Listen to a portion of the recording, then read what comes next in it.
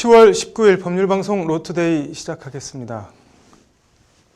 코로나 시대 택배 노동자들의 죽음을 멈춰주세요. 오늘 오후 서울 광화문 광장에서 택배 노동자들의 과로사 예방 대책 마련을 촉구하는 기자회견에서 나온 호소라고 합니다. 코로나19가 장기화하면서 택배 업계가 호황을 누리고 있습니다. 그런데 이른바 언택트 시대, 택배 호황의 이면엔 택배 노동자들의 힘겨운 그림자 노동이 있습니다. 오늘 로투데이는 택배 노동자 과로사 얘기해 보겠습니다. 먼저 오늘 기자회견 현장에서 어떤 말들이 나왔는지 장한지 기자가 전해드립니다. 다 함께 묵념하겠습니다. 일도 묵념. 죽음의 10월, 기자회견 참가자들은 2020년 10월 택배 노동자들의 현실을 이렇게 지칭했습니다. 실제 지난 8일 CJ 대한통운 소속 48살 김원종 씨를 시작으로 10월에만 경무에 시달리던 택배기사 3명이 사망했습니다. 명백한 과로사라는 게 기자회견 참가자들의 말입니다. 그 전날 9시 반에 퇴근해서 집에 왔는데 그날 아침에 사고 당일 아침에는 아빠 오늘은 더 늦을 거야 이렇게 얘기했다고 합니다. 그리고 아버님이 같이 일을 한번 나가셨는데 밥 먹을 시간이 없이 뛰어다니는 아들 모습에 너무 가슴이 아팠다 이런. 지난 12일 사망한 경북 칠곡 쿠팡 물류센터 노동자 장덕준 씨는 불과 27살의 건장한 청년이었습니다. 태권도 3단의 20대 청년이 쿠팡 물류센터 야간 근무 17개월 만에 속절없이 숨진 겁니다. 쿠팡 대구 물류센터에서 분류 작업을 도와주던 27살 먹은 고 장덕준 님이 사망하셨습니다. 근무한 지 1년여 만에 몸무게가 무려 15kg이나 빠졌다고 합니다. 고인이 직장 동료에게 너무 힘들다는 문자를 보낸 한진택배 소속 36살 김동일 씨는 문자를 보내고 며칠 뒤 자택에서 숨진 채 발견됐습니다. 인간으로선 도저히 할 수 없는 물량입니다. 이 문자가 발송된 시각은 새벽 4시 28분입니다. 집에 가면 새벽 5시입니다. 그날 첫 끼 식사하고 씻고 6시에 한숨도 못 자고 출근해야 된다. 그리고 마지막 유언 같은 마지막 문구가 가슴을 후벼 팝니다. 나 너무 힘들어요. 나 너무 힘들어요. 이는 단순히 택배 물량만 비교해봐도 그대로 드러납니다. 코로나19가 본격적으로 퍼진 지난 2월 이후 택배 물량은 지난해 같은 기간 대비 적게는 3천만 개에서 많게는 무려 8천만 개 가까이 급증했습니다. 그러나 택배 노동자들은 특수고용직에 해당돼 주 5일, 주 52시간 근무제 적용을 받지 않아 말 그대로 살인적인 근무 환경을 감내해야 합니다. 한 실태조사에 따르면 하루 택배 물량 400개를 배송하려면 분류 작업을 포함해 18시간이 걸리는 것으로 나타났습니다.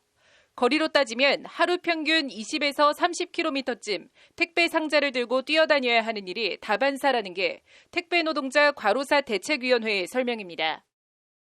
작년 동월 대비 적게는 3천만 개, 많게는 8천만 개의 택배 물동량이 증가를 했지만 택배 노동 현장에는 물류 인력을 공급하겠다는 사회적 합의를 있었음에도 불구하고 사실상 큰 변화가 없습니다. 이 늘어난 노동 강도를 또 엄청난 노동 시간을 지금 현재 택배 노동자분들이 고스란히 감당하고 있는 현실이고 그 결과 올해에만 10명의 택배 노동자들이 사망했습니다. 2016년 1명, 2017년 4명, 2018년 3명, 2019년 2명에 비하면 올해가 다 가지 않았음에도 벌써 10명이 사망한 겁니다. 코로나19가 장기화하면서 안 그래도 열악했던 택배 노동자들의 근무 환경이 단기간에 얼마나 더 악화됐는지 극명하게 보여주는 수치입니다. 택배 물동량이 30% 이상 폭증하면서 택배 회사들은 수천억의 이익을 남기고 있습니다.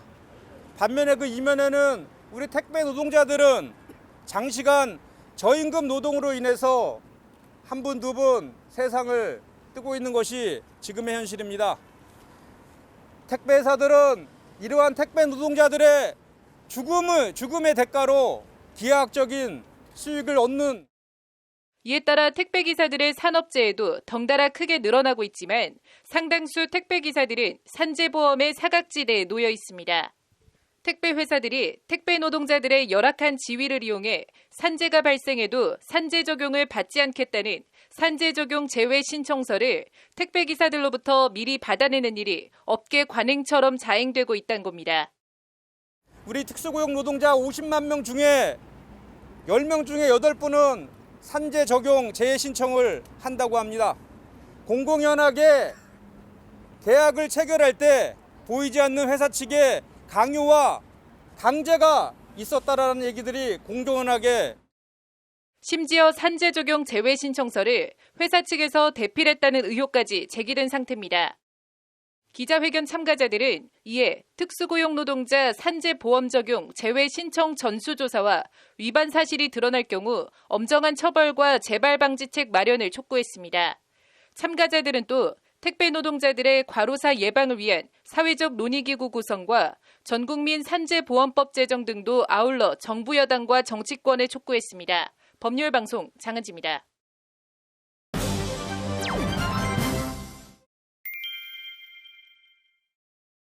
네, 택배 노동자 과로사 얘기 더 해보겠습니다. 남승환 변호사의 시사법률입니다. 변호사님, 산재보험 적용 제외 신청서 대필 의혹 구체적으로 어떤 내용인가요? 원래 이 택배기사를 포함한 네. 특수고용직이라고 합니다. 흔히 네. 특고라고 하는데요. 네. 이 14개 직종은 산재보험의 적용 대상입니다. 네. 그런데 본인이 신청해서 산재보험 적용 대상에서 제외할 수 있거든요. 네. 그러다 보니까 택배기사가 네. 뭐 자발적으로 신청해서 본인은 산재보험 적용받지 않겠다라고 하는 경우도 있기는 한데요. 네. 경우에 따라서는 뭐 대외적인 이미지 문제나 보험료가 네. 인상되는 것 등의 문제 때문에 아예 업체가 압력을 넣어서 네. 산재 적용 대상 제외 신청을 하도록 하는 경우가 많다는 지적이 있습니다. 실제로 특수고용직 산재보험 적용비는 20% 정도 수준에 불과하고요. 네. 지금 이 김원종 택배기사의 경우에는 그 산재보험 적용 제외 신청서의 필적이 네. 본인의 것이 아니라서 대필 의혹이 제기되고 있는 것입니다. 이게 뭐 상식적으로 이해가 잘 안 가는 게 사망한 사람이 어떻게 산재 적용 뭐 제외 신청서를 작성해서 냈다는 건가요? 이게 이제 사망한 무렵에 네. 한 것이 아니라 네. 택배기사로 입직한다고 하는데요. 네. 채용이 돼서 취직이 되는 단계, 그 단계에서 미리 산재보험 적용 제외 신청서를 작성한다는 것입니다. 네.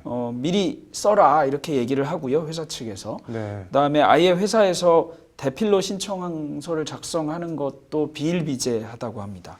여기서 송현석 민생경제연구소 공동소장 얘기 한번 들어보고 넘어가겠습니다. 입직을 하면 회사에 들어가면 그거를 쓰게끔 하는 거예요, 지금. 그런데 그거를 상당 숫자는 뭐 제가 지금 이제 택배 기사로 취직을 했다. 그러면은 그 이미 지점에 있는 지점장이나 이런 사람들이 대신 쓴 경우가 많이 있는 거죠.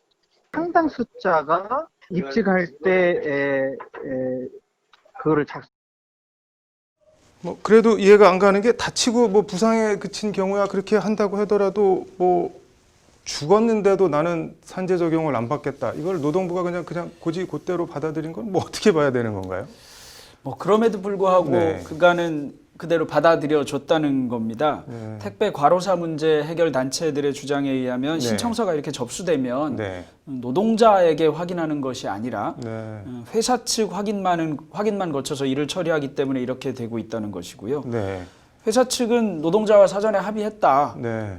그렇게 얘기를 하고 그래서 미리 작성한 것이다. 이러면 뭐 특별히 그런가 보다 하고 넘어가는 경우가 많았다는 것이고요. 네. 부상의 경우는 말할 것도 없고 사망의 경우도 그래서 그냥 넘어왔다는 것입니다.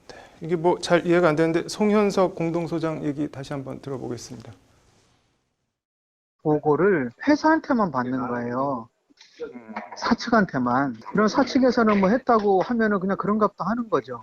지금 산재보험 제외 신청도 처음에 사측에서 얘기할 때는 그거는 그 김원종 씨가 직접 한 거다라고 이야기를 한 거죠. 그런데 나중에 확인해 보니까는 아닌 거죠. 그것도 이렇게 좀 그 관련 노동자가 돌아가시고 그것에 대해서 사회적으로 이목이 집중이 되니까는 여론화되니까는 이런 것도 좀 드러난 거지. 만약 그렇지 않다라고 하면 이거 뭐 노동부는 그래서 뭐 어떻게 하겠다는 건가요? 이재갑 장관은 지난 16일에 노동부 근로복지공단의 공동조사단이 대필 의혹 대리점에 대한 조사를 했다고 네. 합니다. 그래서 위법한 사항이 확인되면 해당 사업장의 산재보험 적용 제외 신청을 취소하고 네. 보험료를 소급 징수해야 되겠죠. 소급 네. 징수하고 필요한 경우 형사고발 조치할 계획이라고 밝혔습니다. 네. 그다음에 그 근로복지공단에 제출된 택배기사의 산재보험 적용 네. 제외 신청서를 전수조사해서 네. 대필 의혹 등이 있거나 위법 사항이 있는지 여부를 점검하겠다는 것이고요. 네. 특히 적용제외 비율 신청이 높은 대리점이 있는데요. 네. 그런 대리점 등에 대해서는 신청 과정에서 사업주가 강요한 것은 아닌지 등도 집중적으로 조사하겠다고 덧붙였습니다. 이게 뭐 강요를 했거나 대피를 했다 그러면 이게 뭐 법적으로는 어떻게 되는 건가요? 일단 산재보험 적용 제외 네. 대상 신청을 네. 강요하면 강요죄로 처벌받을 수 있습니다. 네. 그다음에 대필한 경우에는 사문서 위조하고 동행사가 되는데요. 네. 강요죄는 과연 그게 이제 강요에 이를 정도인가 아닌가를 판단할 것이고요. 회사로서는 그냥 그렇게 권유해서 합의가 이루어졌다 이렇게 반론할 것이고 네. 회사 근로자로서는 사실상 거절하기가 어려웠다라고 네. 보여진다면 강요가 인정될 소지가 있고요. 네. 그다음에 사문서 위조의 경우에는 회사는 합의가 됐기 때문에 써내라라고 얘기해서 대피를 한 것이지 그렇다면 네. 사문서 위조가 아니지 않겠느냐 이렇게 얘기할 것 같습니다. 네. 노동자가 써서 내라고 했다면 사문서 위조가 아니기는 한데요. 네. 그런 것인지 아니면 써서 내라고 한 것이 강요에 의한 것인지 여부 등을 다 따져봐야 될 일입니다. 아무튼 뭐 진상조사랑 재발방지 대책 마련이 꼭 필요해 보이네요. 오늘 잘 들었습니다. 네, 다음 소식입니다.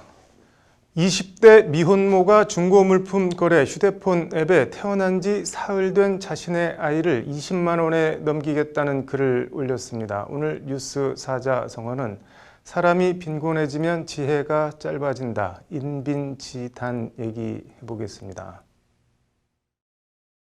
인빈지단, 사람인 가난할 빈, 지혜지 짧을 단. 사람이 가난하면 지혜가 짧아진다. 명심보감, 성심편에 나오는 말입니다. 빈곤해지면 사람의 본성을 잃고 어리석어질 수 있으니 이를 경계해야 한다는 뜻입니다. 그래서 명심보감은 포난, 사음욕, 배부르고 따뜻하면 음욕이 생기고 기한, 발도심, 배고프고 추운 곳에서 도의 마음을 낸다고 말하고 있습니다. 남송의 선승 보재가 편집한 5등 회원에도 인빈지단이라는 말이 나오는데 인빈지단, 마수모장, 사람이 빈천해지면 지혜가 짧아지고 말이 여이면 털이 길어 보인다는 표현이 그것입니다. 말이 여이면 털이 길어 보인다는 표현은 본래 윤기 있고 싱싱해야 할 말의 털, 갈기가 푸석하게 볼품없이 길게만 보인다는 뜻으로 본 모습을 잃었음을 의미합니다. 어느 시인의 시처럼 가난은 한낱 남루에 지나지 않을 수도 있지만 많은 경우 빈곤은 사람을 피폐하게 만들고 영혼을 파괴하기도 합니다. 제주도에 거주하는 20대 미혼모가 당근마켓이라는 중고제품 직거래 스마트폰 앱에 36주 된 아이를 20만 원에 입양 보낸다는 글을 올려 큰 논란이 되고 있습니다. 지난 16일 아이 사진 2장과 함께 글이 올라왔는데 네티즌들의 신고로 글은 8분 만에 삭제됐지만 글과 사진은 이미 급속도로 온라인에 퍼져나갔고 큰 논란과 공분을 자아냈습니다. 경찰이 IP를 추적해 글을 올린 사람을 잡고 보니 20대 미혼모로 밝혀졌는데 36주 됐다는 글과 달리 아이는 태어난 지 사흘밖에 안 된 젖먹이로 밝혀졌습니다. 경찰 조사에서 이 미혼모는 아기 아빠는 현재 없는 상태로 아이를 키울 형편이 안 돼 입양을 보내려 알아보다 절차가 너무 복잡하고 시간이 걸려 화가 나서 홧김에 해당 글을 올렸다는 취지로 진술한 것으로 전해졌습니다. 경찰은 이 미혼모에 대해 아동복지법 위반 여부 등에 대해 조사하는 한편 수사와 별개로 유관기관의 협조를 얻어 영아와 산모를 지원해줄 방안도 아울러 찾고 있습니다. 이 미혼모는 현재 공공산후조리원에서 머물고 있는데 조리원을 나가면 미혼모 보호시설에 보내질 걸로 보입니다. 관련해서 원희룡 제주지사는 어제 자신의 SNS에 글을 올려 홀로 아이를 키우기 막막하고 세상에 혼자 남은 것 같은 두려움에서 이런 행위를 한 것 같다며 미혼모 보호와 지원 실태를 다시 점검해 제도 개선 방안까지 살펴보겠다고 밝혔습니다. 마음카페 등엔 세상이 이게 뭐냐, 화난다, 엄히 처벌해야 한다는 분노의 글과 함께 오죽했으면 그랬겠냐는 동정론도 있습니다. 빈곤에도 어리석어지지 않도록 경계하고 배고프고 추운 곳에서 도의 마음을 내는 것도 다 좋은데 좋은 말은 좋은 말이고 우선 먹고는 살 수 있는 최소한의 뭔가는 보장해줘야 하지 않나 싶습니다. 입고 먹는 게 좋게야 예절을 알게 되고 창고가 넉넉해야 영욕을 알게 된다. 마음과 나라를 편안히 하는 것은 모두 먹고 사는 데서 비롯된다. 춘추시대 제나라 명재상 관중의 말입니다. 흔히 밥이 곧 하늘이다고들 하는데 2600년 전 관중의 말은 지금도 그대로 유효하지 않나 싶습니다. 뉴스 사자성어였습니다. 이어서 법조계 소식 전해드리겠습니다. 부영주택이 제주 서귀포시 중문 관광단지 주상전리대 부근에 호텔을 짓겠다며 제주도를 상대로 낸 소송에서 최종 패소했습니다. 제주도는 앞서 지난 2017년 부영주택이 환경영향평가 변경 협의 절차를 이행하지 않았다며 건축 허가 신청을 반려했습니다. 손석희 JTBC 사장에게 채용과 금품을 요구한 공갈미수 혐의를 받는 프리랜서 기자 김웅 씨가 2심에서도 1심과 같이 징역 6개월 실형을 선고받았습니다. 이웃 주민과 공무원들을 상대로 3년간 여러 건의 고소 고발과 8천 건이 넘는 민원을 남발한 30대 남성이 경찰에 구속됐습니다. 부산 사상경찰서는 무고와 위기에 의한 공무집행 방해 등 혐의로 30대 남성 A씨를 구속했다고 밝혔습니다. 주말 부부로 지내며 장거리 출퇴근을 하다 집으로 가는 열차에서 사망한 직장인에 대해 업무상 재해를 인정해야 한다는 법원 판결이 나왔습니다. 서울행정법원은 과로 탓에 기저질환이 급격히 악화됐다며 유족급여를 지급하라고 판결했습니다. 10월 19일 법률방송 로투데이 마치겠습니다. 시청해주셔서 감사합니다.